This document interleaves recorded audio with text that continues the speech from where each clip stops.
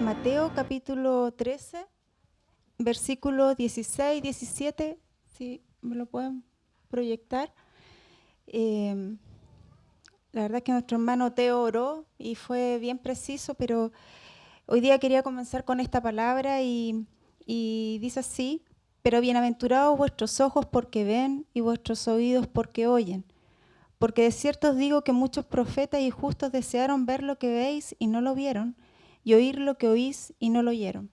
Nosotros no podemos añadirle a la palabra de Dios, pero a esta oración, porque lo he declarado como una oración, añadirle también de que con el corazón nosotros también podamos entender. Tengamos oídos para oír, tengamos ojos para ver y nuestro corazón sea entendido en la palabra de Dios. Entonces, dicho eso, con esta oración y súplica, claro, el pastor nos encomendó a los que tuvimos la oportunidad de ir a República, compartir de lo que nos fue instruido allá. Y Rodrigo, cuando le tocó exponer, él contó varias cosas, pero quiero contarle yo un par de detalles más, así como del backstage del viaje. Y es que los días previos a esto, verdaderamente nosotros fuimos muy confrontados respecto a si debíamos ir o no. Pero previo a esto, yo quiero declararles acá como hermanos míos que son y todos hijos de esta casa, que de verdad nosotros no éramos merecedores de acompañar a los padres de la casa a esta instrucción. De verdad que fue por gracia. Yo sé que muchos podrían compartir mi opinión, pero veníamos de un tiempo muy duro, veníamos de un tiempo muy reprobado, donde el padre de la casa sobre nuestra casa tuvo que ejercer disciplina como buen papá, corregir y enderezar muchas cosas. Así que éramos como el hermanito de ustedes castigado, el que estaba ahí en disciplina, como le decimos al Mateo, castigado. Estaba sentado en el sillón castigado, así nosotros tuvimos que pasar por un tiempo de disciplina de parte del Señor sin duda, pero manifestado a través de los padres de la casa que asumimos, que abrazamos, no exento de dolor, pero lo abrazamos. Y gracias a eso hoy día nosotros hemos podido ir compartiéndole lo que ha sido la instrucción del Padre a través de la exhortación de su palabra y nuestra ida de AM. Y curiosamente, hermanos suyos castigados como estábamos, disciplinados, no castigados, sino disciplinados en periodo de corrección, el papá de la casa estimó que era necesario que nosotros fuésemos también a instruirnos y entráramos como en un periodo intenso, ¿no es cierto?, de estar a los pies de la palabra, que nos era muy necesario. Entonces, si bien es cierto, por una parte era un privilegio, también era una necesidad en nosotros, digamos, el ser instruidos. Y estando allá, la verdad, hermanos, que, ¿cómo se lo explico? Yo me senté a escuchar la palabra de Dios y son exactamente las mismas palabras que nos habían estado exhortando en el último año, año y medio.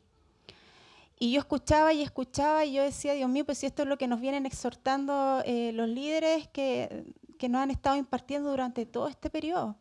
De la boca, ¿no es cierto?, del apóstol Tamo, del apóstol Yacer, de Enoch también, exactamente, con su impronta, ¿no? Pero era la misma palabra.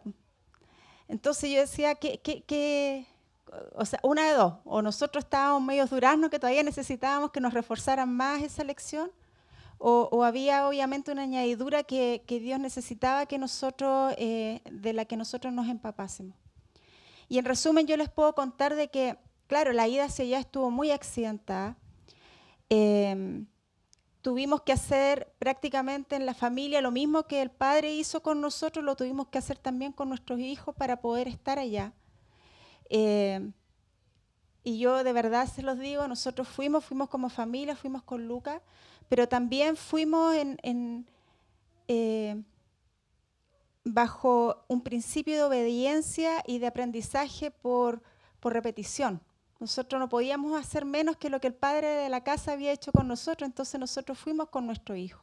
Pese a que muchos de ustedes no ven a Lucas regularmente acompañándonos en las reuniones, Lucas sí estuvo allá.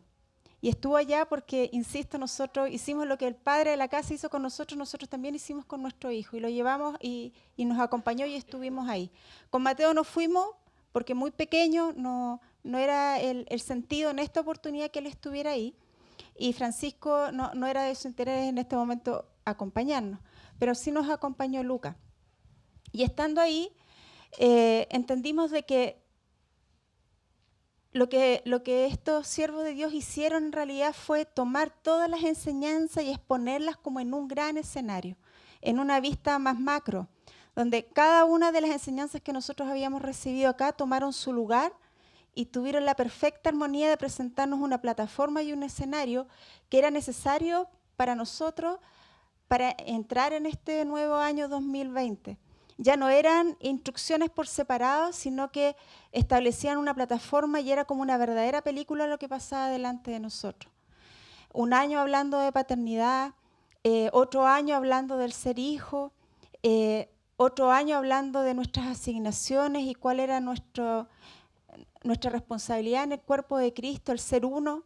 Todas esas cosas comenzaron a tener un sentido más macro de la forma en que estos siervos también lo manifestaron y lo expresaron. Entonces, nuestra IAEAM, por supuesto que días antes estuvo bien salpicada de hartas cosas. Entre eso, no recuerdo si Rodrigo lo contó en lo particular, yo había pedido vacaciones con mucho tiempo de antelación para esto y las tenía autorizadas. Y llegó la fecha en que tenía que acontecer el viaje y derechamente mi jefatura directa me negó las vacaciones. Se publicó una licitación de servicios, yo trabajo en mi trabajo, yo pertenezco a un área comercial donde me toca armar propuestas para clientes finales y estos clientes muchas veces contratan bajo un mecanismo de licitaciones públicas que demandan de por sí mucho trabajo administrativo y responsabilidades por las tareas que hay implícitas. Entonces, mi jefatura en realidad lo que me dice es, Valeria, sabes que no es opción que tú puedas salir de vacaciones porque esta licitación, tú la conoces, las responsabilidades, nadie la va a querer tomar porque las licitaciones de por sí son tan trabajosas que no es un mero reemplazo, entonces como que no había nadie levantando la mano para reemplazarme en ese momento. Y entonces no te las puedo autorizar. Y de verdad, hermanos, que ese día yo me vi confrontada porque yo habíamos preparado con tiempo, esto no era un viaje que apareció un rato para otro, ya listo, armé las maletas y nos fuimos, no fue así, sino que hubo oración, hubo mucho trato de Dios en medio nuestro también, entonces no comprendía yo por qué estaba aconteciendo eso, pero sin embargo algo sí entendí y operé en eso no sabiendo lo que venía hacia adelante. Y es que era mi jefatura, la misma con la que me vengo desempeñando hace mucho rato, el que me estaba declarando esto, y que finalmente el viaje a AM no era un paseo. Entonces, si estaba de Dios y el Padre de la casa me había dado la instrucción, nosotros lo habíamos planificado y habíamos obedecido y tantas otras cosas más que habían ocurrido, sería del Padre Celestial también cómo resolvía la situación y así fue. Tuve muchas sugerencias. Anda a recursos humanos, reclama tus vacaciones, levanta un reclamo, ponles un reclamo sindical también, eso se usa bastante.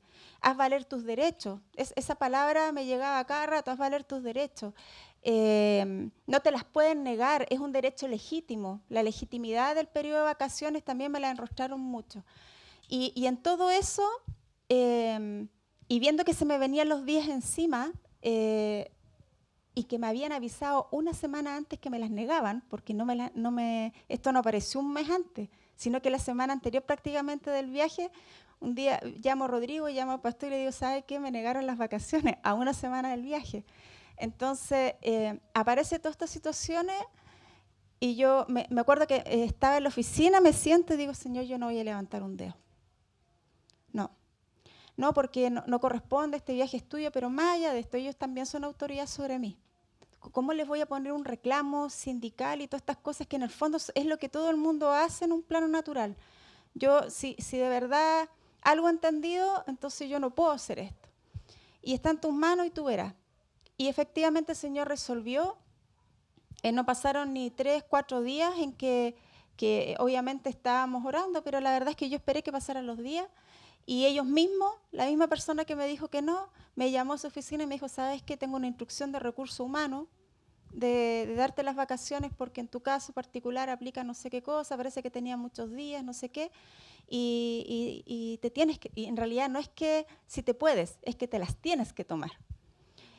Y él supo, y él sabía que no era un reclamo mío, ni mucho menos. Recursos Humanos lo llamó apelando a otra condición que yo desconocía inclusive.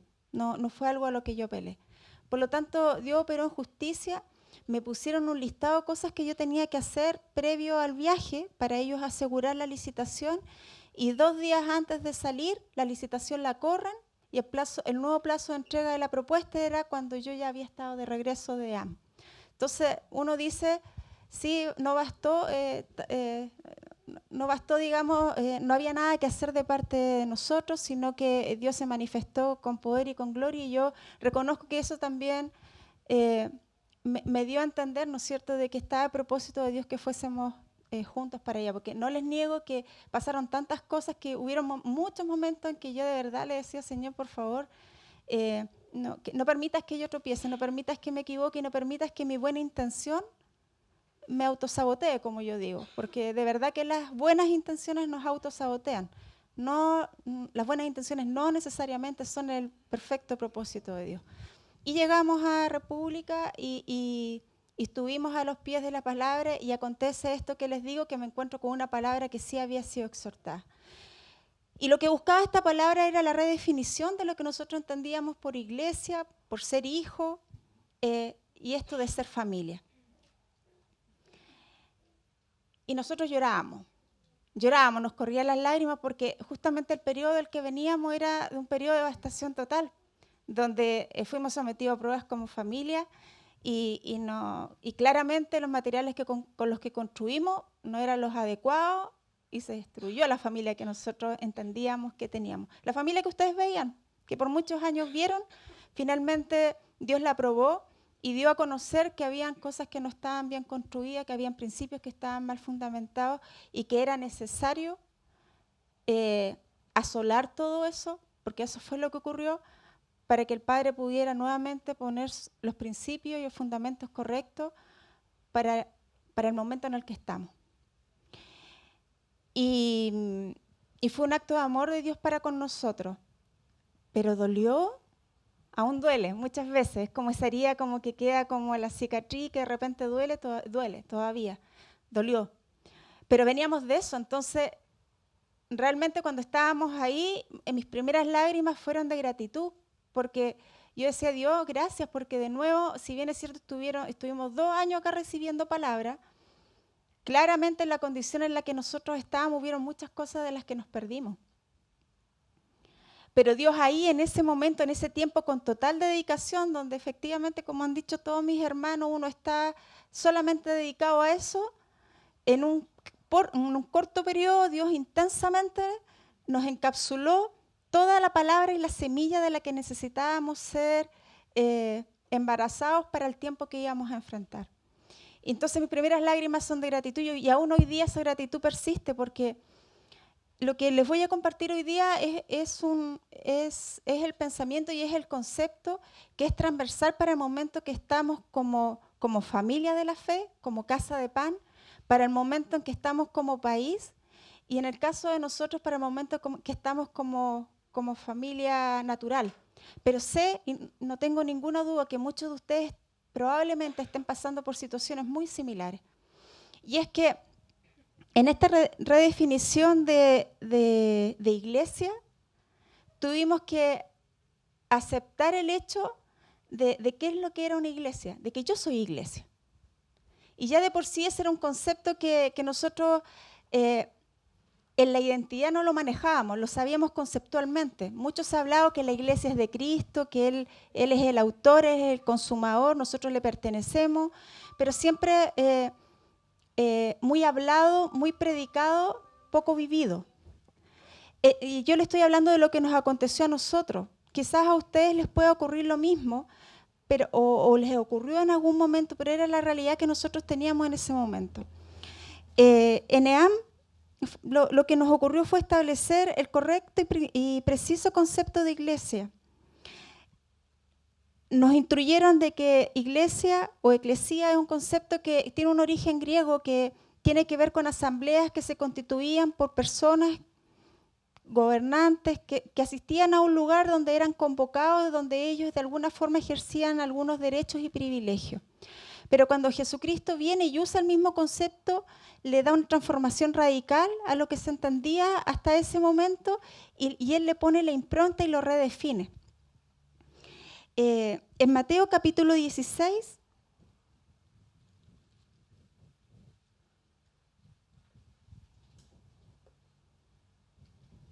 versículos 13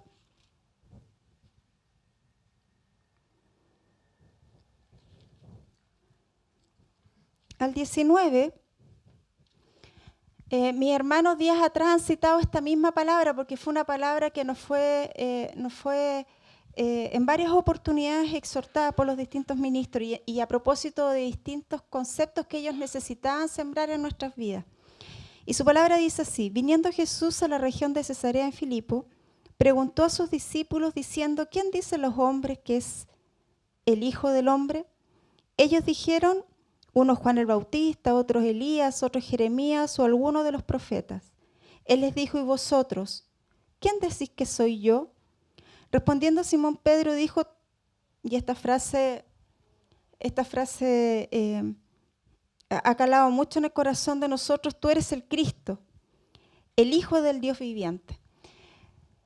Entonces le respondió Jesús: bienaventurado eres, Simón, hijo de Jonás, porque no te lo reveló carne ni sangre, sino mi Padre que está en los cielos. Y yo también te digo que tú eres Pedro, y sobre esta roca edificaré mi iglesia, y las puertas del Hades no prevalecerán contra ella. Y a ti te daré las llaves del reino de los cielos, y todo lo que atares en la tierra será atado en los cielos, y todo lo que desatares en la tierra será desatado en los cielos. Sobre esta palabra se habló, nos explicaron muchas cosas, pero cosas importantes y principios importantes que tienen que quedar sembrados en nuestras vidas es que Dios edifica la iglesia sobre esta roca, sobre esta roca como un concepto femenino. Y le dice: tú eres Pedro. Y lo que hace en el fondo es establecer de alguna forma, en el sentido original de cada una de estas palabras, el sentido de familia. Edificaré mi iglesia, dice, y le da un sentido de propiedad también. Él dice que va a edificar su iglesia, él como arquitecto, él como autor y nosotros como pertenencia del Cristo. Y dice: y a ti te daré las llaves del reino y de los cielos, y todo lo que atares en la tierra será atado en los cielos, y todo lo que desatares en la tierra será desatado en los cielos. Y lo que el apóstol nos instruía al respecto es que no tenía que ver con guerra espiritual, ni con temas de intercesión, sino que tenía que ver con los derechos, ¿no es cierto?, y los privilegios que Dios nos daba a propósito del ser iglesia, y lo que eso significaba en el fondo cada vez que nosotros entendíamos la completa identidad de cuando yo soy iglesia, lo que significa y lo que eso afecta al entorno donde yo estoy. No tiene que ver, como les decía, con, él planteaba con andar desatando, atando y desatando ni demonios, ni al enemigo, ni mucho menos, sino cómo nosotros ejercemos los derechos y privilegios que Dios nos ha dado para poder manifestarlo a Él en esta tierra siendo iglesia. Pero además de eso, en este pasaje, Jesús se muestra, ¿no es cierto?, como el autor de la iglesia. Y siendo autor, en el fondo lo que él dice es que el diseño de la iglesia, que el propósito de la iglesia y que la intención de la iglesia nacen en él. Por eso es que él es dueño de todas estas cosas. Y en el diseño de la iglesia, lo que él hace más adelante y lo que nos fue instruido es que el diseño de la iglesia es para operar en un formato de familia. Es decir, la iglesia es la familia de Dios. Y ese es el diseño bajo el cual nosotros debemos operar. No congregacionalmente, no organizacionalmente, sino que como familia. Que el propósito de Dios de esta familia no es otra cosa sino que manifestar al Padre, a nuestro Dios Todopoderoso. Pero ahí, para poder hacerlo, nosotros tenemos que comprender el concepto de hijo. Por eso les decía que en algún momento cuando los siervos de Dios empezaban a declarar las palabras y nos instruían, iban encajando cada una de las cosas que a nosotros nos estuvieron exhortando en estos últimos 2 años.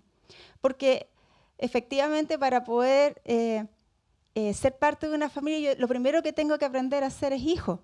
Ser hijo de Dios. Y nosotros hablamos mucho tiempo, nos exhortaron sobre ser hijos maduros, los hijos huíos, y así sucesivamente.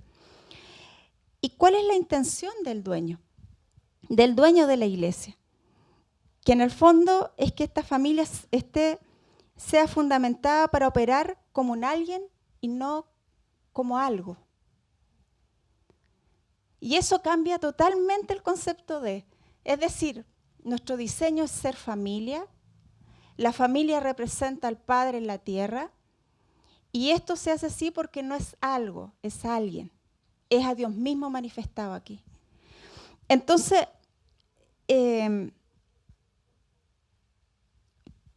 ¿cómo llegamos a entender de que una iglesia es familia? Y es porque las iglesias, como desde su origen, como estas asambleas donde llegan personas, donde nosotros llegamos aquí, llegamos de distintos lugares, distintas ciudades, regiones, hoy día podemos decir de distintas naciones inclusive, venimos de distintas tribus, de distintos clanes. Los apóstoles nos explicaban en el fondo de que lo que eso significaba, un clan, una tribu, finalmente es una familia.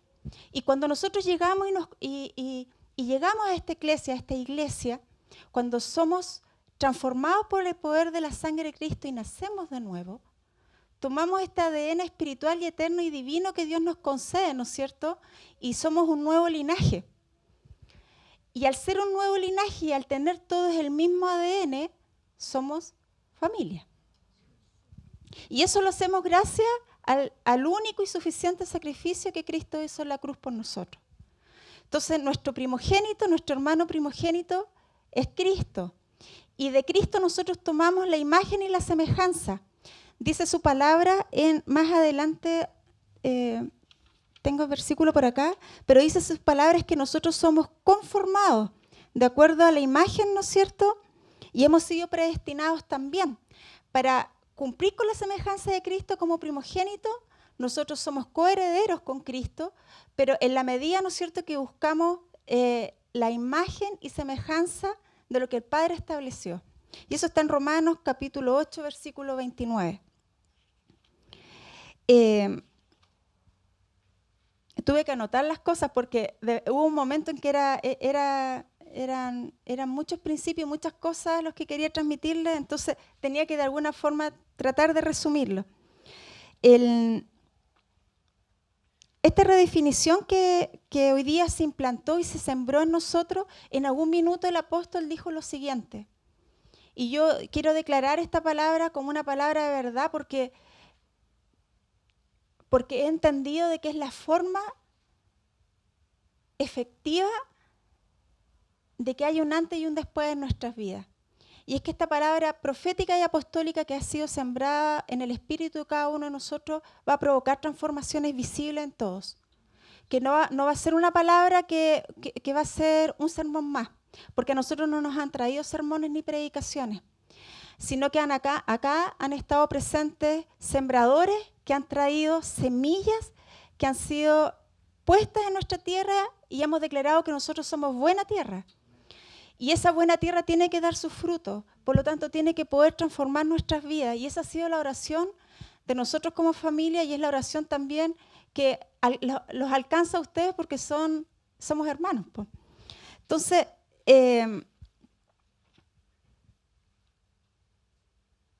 eclesía, que es iglesia, que es esta familia de Dios, que se conforma, ¿no es cierto?, de todas estas personas que llegan y que hoy día son constituidas bajo este nuevo ADN, bajo esta única naturaleza, ¿no es cierto?, que es la de Cristo sembrada en nosotros. Tiene otros ribetes también, como por ejemplo que en el Antiguo Testamento el concepto de templo se traducía o significaba o era traducido como casa. que en el hebreo, en algunas ocasiones también significaba que la gloria de Dios reposaba en esas casas de fe. Y los apóstoles nos explicaban de que la gloria de Dios no reposa en un edificio y parece de perogrullo. Pero yo tengo la memoria de cuando se hablaba del avivamiento espiritual que hubo en Valparaíso, en Morri, y todos hablaban de la iglesia, pero hablaban de la iglesia como concepto. Y luego contaban las cosas que ocurrían a propósito de eso. Pero como que el lugar quedó como apartado por lo que ocurrió ahí. Y yo me acuerdo que yo tiempo después visitaba ese lugar y pasaba por fuera y mi pensamiento era, chuta, han dicho tantas maravillas de lo que ocurrió en este lugar, sin embargo uno lo veía y lo veía bastante mal traer. Y gracias a Dios que la gloria de Él no reposa en los edificios, reposa en nosotros. Porque lo que haya ocurrido con nuestros hermanos en la fe en aquella época, para ese tiempo, sin duda que tiene que haber transformado sus vidas como la palabra lo está haciendo hoy día con nosotros. Por lo tanto, templo se traducía, ¿no es cierto?, desde el hebreo en ocasiones como casa de fe, y que la gloria de Dios reposa en esta casa de fe, y esta casa de fe somos nosotros. Nosotros somos iglesia, nosotros somos familia, y Dios manifiesta su representación a través de nosotros, como creación de Él. Entendemos también que cuando nosotros hablamos del concepto de casa, casa no es la construcción física, ¿no es cierto?, que donde nosotros alojamos en la noche, donde nos despertamos y hacemos nuestros menesteres, sino que cuando nosotros decimos al final de una jornada de estudio, de trabajo, lo que sea, me voy a la casa, en el fondo el concepto es me voy a reunir con mis seres queridos, con mi familia. Ellos son mi casa, ese es mi hogar. Por lo tanto, casa va a estar donde esté mi familia, ¿no es cierto? Yo me puedo trasladar de dirección física, pero mi casa va a estar donde estén aquellos, ¿no es cierto?, que se constituyen en mi familia. Por lo tanto, la casa de fe o la familia de Dios está presente en todo lugar donde estén sus hijos. Estemos nosotros, estén todos nuestros hermanos de la fe, y por eso que la familia de Dios es global. Cuando Jesucristo dice, yo edificaré mi iglesia, Él habla de una iglesia corporativa y global, que se congrega localmente, ¿no es cierto? Pero en el fondo somos todos una familia, y a partir de ahí, Teo decía días atrás que lo hemos hecho mal. Claro que lo hemos hecho mal, porque inclusive estando aquí en esta jurisdicción que es en Chile, nosotros siendo familia, siendo una nación externa a Chile, porque tenemos una identidad en Cristo y una nacionalidad que es del reino, estamos ultra divididos y no nos manifestamos como una familia y no nos hacemos presentes a los chilenos y chilenas como los hijos de Dios no nos conocen. Nos conocen casi como sectarios, cada uno con ideas propias, y así presentado evidentemente hacen con nosotros lo que quieren. Porque la invulnerabilidad está presente y el ADE no puede prevalecer contra la iglesia y contra la familia, pero cuando se ha establecido como tal, cuando nosotros nos separamos, nos desvinculamos, lo que encontramos es exposición. Y efectivamente ahí somos sujetos de cualquier cosa. En este proceso de redefinir la iglesia, yendo de nuevo al concepto bíblico original, ¿no es cierto? En el Nuevo Testamento la iglesia se reunían en las casas, ¿no es cierto?, y compartían como familia, compartían en una mesa, la mesa como sinónimo de coinonía, ¿no es cierto?, de partir el pan, de compartir las cosas del Padre, no de la mesa física. Cuando volvemos a eso, necesariamente tenemos que volver a lo que el autor y consumador quería manifestar a través de la iglesia y de su familia. Entonces Jesús dice en Mateo 16, yo edificaré mi iglesia. Pero antes ya había una declaración de esto. Y este podría ser el versículo principal del día de hoy, que es edificando familia. Busquemos por favor Salmo 127, versículo 1.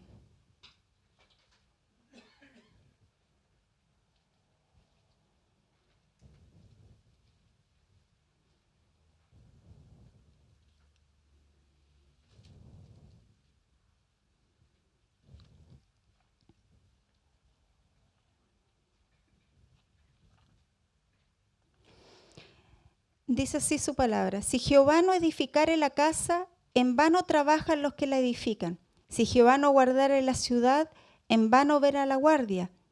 Por demás es que os levantéis de madrugada y vayáis tarde a reposar, y que comáis pan de dolores, pues que a su amado dará Dios el sueño. Si Jehová no edificare la casa, en vano trabajan los que edifican. Y en Mateo 16 Jesús dice: yo edificaré mi iglesia. Entonces, nosotros veníamos de verdad, hermanos, llegamos a no teníamos nada levantado, nada edificado. Nos quedaba, de verdad que nos quedaba un periodo donde, ¿han visto cuando usted hace una remodelación en la casa y queda todo lleno de tierra? Janito, ¿no está Janito? Pobrecito Janito. Ya, cuando uno bota un muro, ¿no es cierto? Y queda todo lleno de tierra, de clavo, de escombro. Era peor que eso, porque en verdad no habíamos remodelado la casa, no habían devastado la casa, así que teníamos escombros por todos lados. Y esta palabra se alojó en mi corazón y sentí que había perdido mucho tiempo. Perdí harto tiempo. Y su palabra se cumple porque dice: en vano trabajan los que la edifican. Vano viene de vanidad. Vanidad es un concepto que lleva implícito en sí mismo que no tiene valor, que no tiene contenido, que no tiene sentido, que inclusive lleva un concepto como de engañoso, que no tiene propósito, que está divorciado del mandato divino de Dios. Y efectivamente el fruto que nosotros teníamos hasta ese momento era de que lo que habíamos construido, en lo personal lo que había construido, no tenía propósito y no tenía valor. Y nos vimos enfrentados a un final de año donde teníamos que transformar completamente la forma de hacer las cosas. Y también entendíamos de que se venían decisiones importantes, porque cuando uno opera en la palabra, cuando uno se deja aconsejar por la palabra de Dios y opera en la palabra de Dios, ya hemos sido instruidos de que cuesta sí, nos demanda sí, nos lleva disciplina sí, tenemos que rendir nuestra voluntad también, pero no hay dolor, no hay heridas de guerra. Lo que hay es una relación con Cristo y donde Él nos lleva tomado de su mano y nos acompaña en el proceso de obedecer su palabra. Pero cuando uno desestima la palabra, desestima el consejo, uno sí queda herido de guerra. Y lamentablemente hemos tenido muchas veces que exhortarnos, ¿cierto?, desde de la experiencia y de lo mal hecho, y hemos aprendido mucho de esa forma. Bueno, es lo que a nosotros se nos venía prontamente, dado lo que habíamos hecho mal hacia atrás. Entonces, de verdad necesitábamos algo sustancioso que nos permitiera permanecer, porque cuando hay que enderezar cosas de mucho tiempo, las decisiones no son fáciles y duelen. No es lo mismo tratar de enderezar una mala decisión de 1 año, de 2 años, cosas que tienen corto plazo, a muchas veces una vida de cosas que están mal hechas. Las decisiones son totalmente distintas y el alcance y la envergadura de eso es totalmente distinto. Las consecuencias de eso, nos exhortaban día tras día, el Señor no puede desentenderse de las consecuencias. Y era necesaria la palabra porque además nosotros teníamos que permanecer y teníamos que permanecer abrazados a la palabra y no destruidos y no sé, aparecer como derrotados, sino que teníamos que entender en el momento en que estábamos y que en realidad era una oportunidad para nosotros. O la tomábamos o íbamos a caer más bajo todavía, porque uno de repente piensa que no hay más abajo donde uno pueda caer, y sí lo hay. Siempre puede haber más dolor. Entonces, Salmo 127:1 dice: si Jehová no edificare la casa, en vano trabajan los que la edifican, porque si Jehová no pone el diseño, porque si Jehová no implanta su propósito, Él no va a hacer prosperar algo que no es de su autoría. Si Jehová no edificare la casa, significa que ningún siervo de Dios puede llevar adelante un proyecto, y intencionalmente digo un proyecto hacia adelante, que no cumple con el diseño primario del Señor, que es establecer familia. Y yo por ahí comencé a entender, cuando el apóstol exhortaba, comencé a entender por qué muchas veces el pastor y padre de la casa decía: de verdad, chiquillos, a mí esto me exige, me obliga, yo tengo que estar ahí pegado a la palabra, yo no me puedo permitir, eran siempre sus palabras, entonces era como súper demandante y exigente. Y ese pastor se cree deportista de alto rendimiento. Pero el asunto no era ese. El tema es que el nivel de responsabilidad que tiene, porque tiene que dar cuenta de que, imagínense, pastor nos lleva a nosotros en un proyecto súper exitoso de una congregación cristiana en Curauma. ¿Cómo se va a parar delante del Señor y le va a dar cuenta de los hijos que Él le asignó? Si Él emprende un proyecto el apóstol usaba estos ejemplos. Hay ministros de Dios que quieren levantar congregaciones proféticas, otros que quieren levantar congregaciones de adoración y alabanza, otros que quieren que obedecen a proyectos personales, que obedecen a darle una impronta a una iglesia que es familia de Dios, que no se condice con el diseño original. No porque esas cosas no deban estar presentes en la iglesia y en la familia de Dios, sino porque no puede ser el foco ni el propósito. Nosotros estamos llamados a ser hijos. Un padre de la casa está llamado a dar a luz hijos y a desarrollar hijos. Y aquí es donde viene la exigencia mayor para nosotros. Porque si bien es cierto, hemos hablado mucho del padre de la casa, sucede que esta demanda es para cada uno de nosotros. Y no podemos dejarle toda la responsabilidad solamente a los pastores. Cada uno de nosotros, mujeres y hombres, estamos llamados a establecer la familia de Dios en medio de la iglesia, en medio del lugar donde estemos y por defecto en nuestra casa, que es nuestro ministerio primario, que lo hemos hablado muchas veces, pero verdaderamente tiene un alcance mucho mayor. Nosotros estamos llamados a que los papás dejen de ser papás y sean padres, a que las mamás dejen de atender al papá o dejen de posicionar a un papá, sino que posicionen a un padre. Que los padres dejen de tener conductas paternales y sean padres. No es lo mismo que alguien sea paternal a que alguien sea padre. Uno puede manifestar ciertas cosas y eso no dice que yo soy algo en particular. Por lo tanto, la responsabilidad cae sobre cada uno de nosotros. Y como familia que somos, desde el núcleo más pequeño, esposa y esposa, nosotros tenemos que entender de que como esposa estoy formando un padre en la medida que soy idónea, ¿no es cierto?, para que él pueda desempeñar su labor. Y como papá y mamá tenemos que saber tener la representación del padre en la casa, porque Mateo va a ser un padre el día de mañana. Entonces, para llegar a esa unidad de medida, nosotros tenemos hijos, pero en verdad lo que estamos mirando es a futuros padres.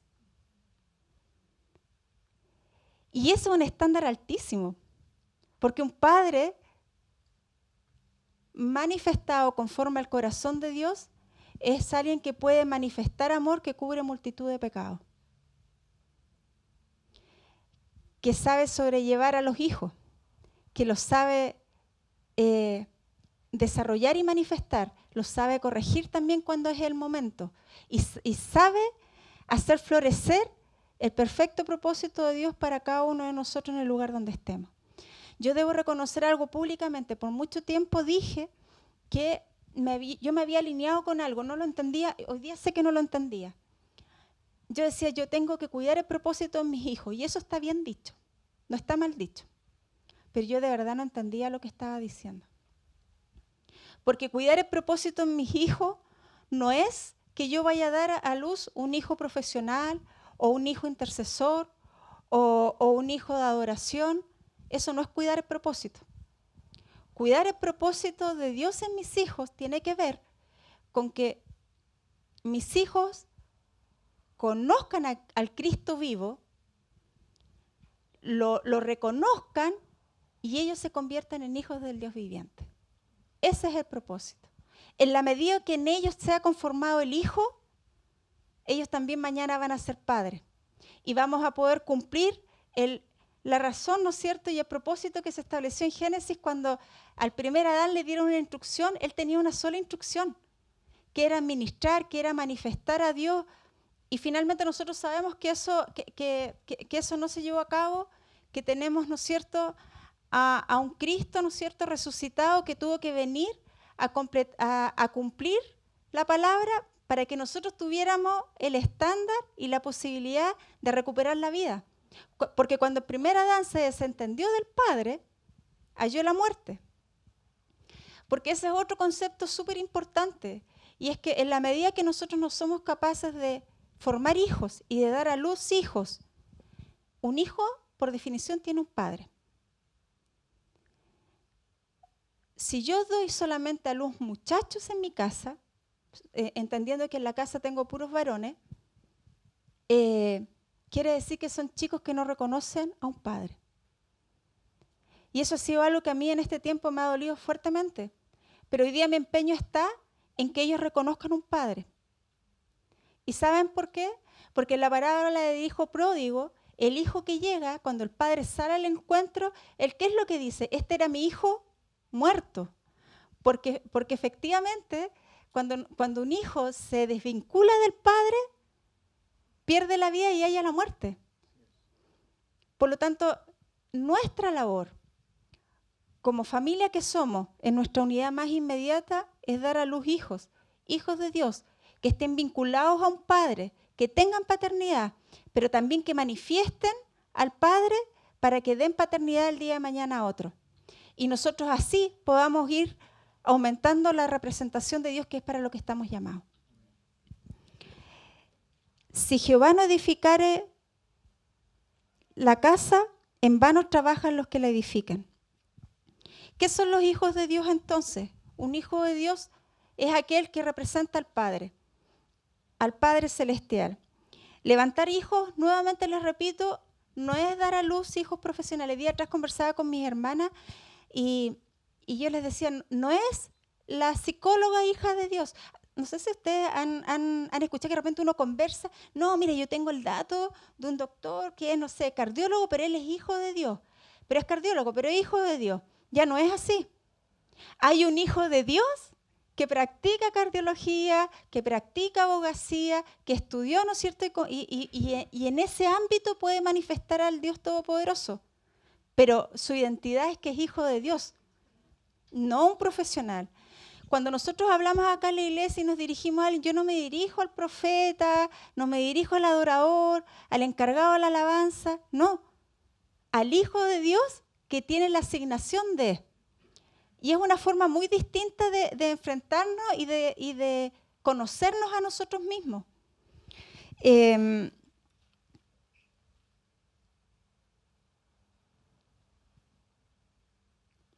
Yo les decía que en Romanos, capítulo 8, versículo 29, la palabra nos declaraba, primeramente, que fuimos predestinados, fuimos elegidos para ser conformados, y ese concepto de ser conformados habla de ser de alguna forma forzados, lleva implícito en la palabra, en el origen, lleva un sentido de ser forzados, ¿no es cierto?, a buscar la semejanza de Cristo. Dice, porque a los que antes conoció, también los predestinó para que fuesen hechos conforme a la imagen de su Hijo, para que Él sea primogénito entre muchos hermanos. Así es que nosotros lo que reproducimos y manifestamos es al Padre, gracias al sacrificio de Jesucristo. En nuestro desempeño ahora, en este entendimiento de que somos familia, hubo una revelación que hizo el apóstol que de verdad me ha dejado hartos días pensando y es una perla más preciosa en la palabra de Dios. Él contaba o manifestaba lo siguiente. La familia como diseño de Dios para la manifestación de la iglesia es tan intencional de parte del Padre que cuando Jesucristo viene a la tierra y Él es introducido a través de María, es introducido a través de una mujer, ¿no es cierto?, en el seno de una familia. Porque Dios mismo establece, ¿no es cierto?, que aún su Hijo, suspendiendo su condición divina, ¿no es cierto?, su divinidad, para poder desenvolverse en esta tierra y dejar el legado que nosotros necesitaba hacerlo en un ambiente de familia. Entonces lo hace de la mano de José y María, pero con estas cosas intencionales y maravillosas de Dios, donde es un José cuya casa de origen es la tribu de Judá, ¿no es cierto?, que es la casa de los reyes, ¿no es cierto?, en el Antiguo Testamento, de la mano de María o desde el vientre de María, pariente de Elizabeth, ¿no es cierto?, que viene de la casa de Aarón, de la tribu de Leví, que es el sacerdocio. Entonces, finalmente, todo esto se constituye, y yo decía, qué lindo, si tuviera sabor esto, pero yo lo encontraba maravilloso porque, claro, establece el manto perfecto para la llegada del Hijo de Dios, donde en este manto se establece la plataforma para que Él sea rey y sacerdote en medio nuestro, en un cuerpo de carne y hueso. Pero yo digo la sutileza del Dios Todopoderoso para estas exquisiteces, porque en el fondo pone lo adecuado, pone lo perfecto, no deja esta simiente con un claro sello, ¿no es cierto?, de la realeza a la que pertenece.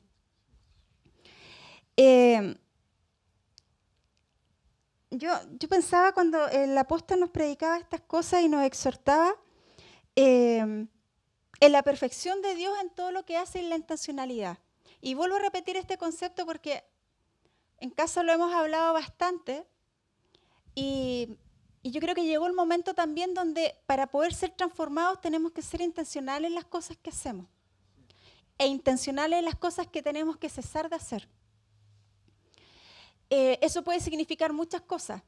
De hecho, significa dejar atrás las familias y los clanes, las culturas y costumbres que nosotros traíamos desde nuestra antigua naturaleza. Nosotros siempre hablamos de la antigua naturaleza como todas las cosas, entre comillas, pecaminosas, las malas costumbres, ¿no es cierto? Y tendemos como a ser como bien extremistas respecto de lo que entendemos por vieja naturaleza. Pero nuestra vieja naturaleza también está teñida del origen de donde nosotros nos educaron muchas veces. Porque tenemos que redefinirnos, tenemos que volver a aprender a ser familia. Y eso significa dejar atrás muchas de las prácticas con las que nosotros nos educaron. Y eso para muchos de nosotros puede significar una decisión sumamente importante, porque somos apegados a las tradiciones. Somos apegados al cómo hacer las cosas. Yo lo hago porque mi mami lo hacía así, porque mi papi lo hacía así. Y eso, a la luz de la palabra o en la perfección, quizás era bueno en el tiempo en que nos formaron así, pero hoy día probablemente muchas de esas cosas tengan que volver a ser escritas y ser perfeccionadas. Entonces, la pregunta hoy día para nosotros intencionalmente, ¿estamos dispuestos a dejar de hacer las cosas tal cual como las veníamos haciendo? ¿Estamos dispuestos para entrar en este nuevo año, para marcar una diferencia, a abandonarnos en las manos de Dios y, como yo les contaba hace un rato atrás, quizás no mover un dedo en función de lo que la gente entiende que es nuestros deberes? ¿Hasta dónde yo estoy dispuesta a hacer a causa de esta palabra? Porque créanme que una cosa es declararla y otra cosa muy distinta es hacerla. Cuando me piden dejar a la familia terrenal que yo conozco, donde están mis afectos, ¿yo estoy dispuesta a eso? En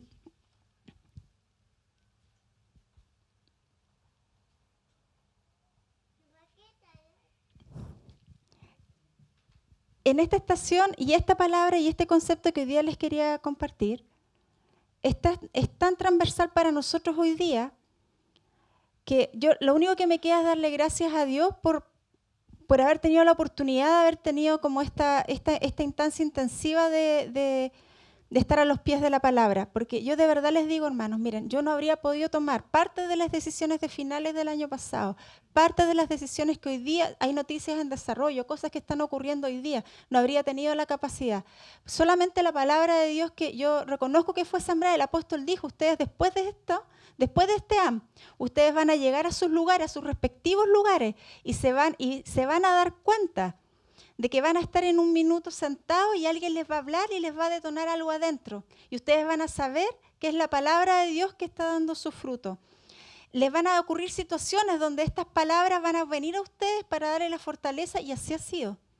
Entonces, abrazar esta palabra del ser hijo, del ser familia, del desarrollar hijos, de ser padre, de que cada uno de nosotros seamos padres, y que ya dejemos de preocuparnos solamente de lo inmediato, sino que levantemos nuestra vista y entendamos de que hay más personas alrededor nuestro y que en verdad nosotros somos responsables de todos los hijos que están alrededor nuestro, va a marcar la diferencia, porque en el lugar donde usted esté, donde usted se desempeñe, no porque usted sea joven, no tiene paternidad, muy por el contrario, puede ser joven y cargar paternidad y ser padre espiritual de otros.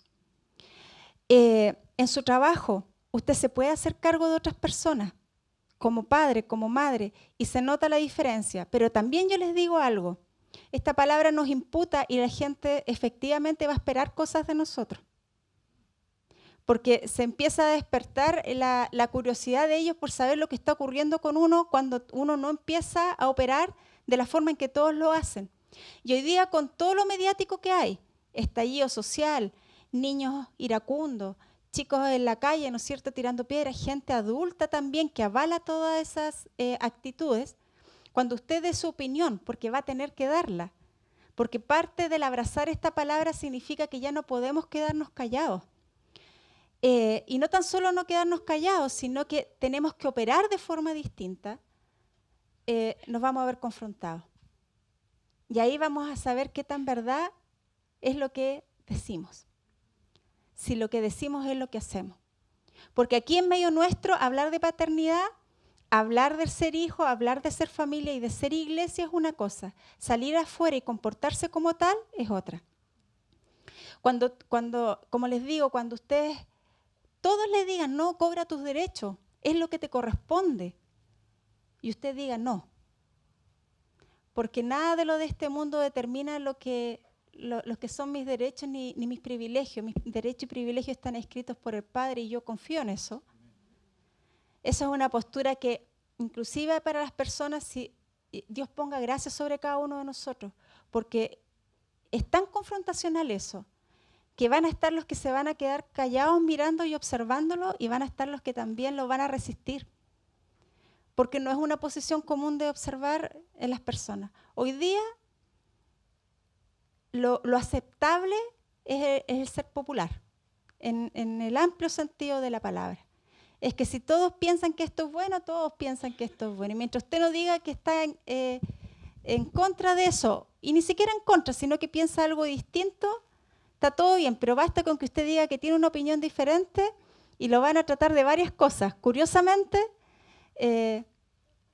están tan trastocados los conceptos que aquellos que llaman a lo bueno malo se creen con el derecho también de decir quiénes son los que discriminan y quiénes son los que tienen la razón o no tienen la razón. Les compartí esta palabra nuevamente del ser familia y soy iglesia, porque tenemos en la mano una generación de hijos nuestros, ahora son hijos míos también, de hijos nuestros que van a necesitar todo el recurso que nosotros podamos invertir en ellos para que se puedan manifestar y para que no sean disminuidos, sino para que tengan identidad en Cristo, para que sepan decir no a un pololeo, para que sepan escoger no una carrera, sino escoger a Cristo, para que puedan también en su conducta provocar que, tal cual como dice la palabra en Deuteronomio, las bendiciones del Padre los alcancen. Es la forma que tenemos nosotros de cubrirlos a ellos. dándole la plataforma para que ellos entiendan que aún siendo jóvenes, ellos representan. Señor les bendiga. Créanme que esto que les estoy compartiendo hoy día ha sido vivido en gran parte, de lo que les he planteado y lo que no estoy a puertas, porque esto se detonó. De alguna forma aparecieron todas las situaciones posibles y yo declaro también que ustedes también van a enfrentar todas las situaciones posibles que el Señor tenga preparados para ustedes, para la perfección que Él está buscando en todos nosotros. Porque tenemos a la mano el poder, ¿no es cierto?, desempeñarnos como familia en un lugar propio. Pero si no tenemos esto resuelto, malamente vamos a tener nuestro lugar propio. Y el Señor nos va a seguir tratando a todos nosotros hasta que sepamos ser familia, para que nos digan, ahora entendieron, ahí está, descansen en este lugar. Porque el Señor, recuerden, la casa, el templo, el Señor no va a hacer caer su gloria sobre un edificio, va a ser sobre nosotros. La gloria de Dios tiene que estar vista en nosotros para que esto que es un anhelo en nuestro corazón, que es como la casa propia, llegue finalmente y la veamos concretada. Que el Señor les bendiga.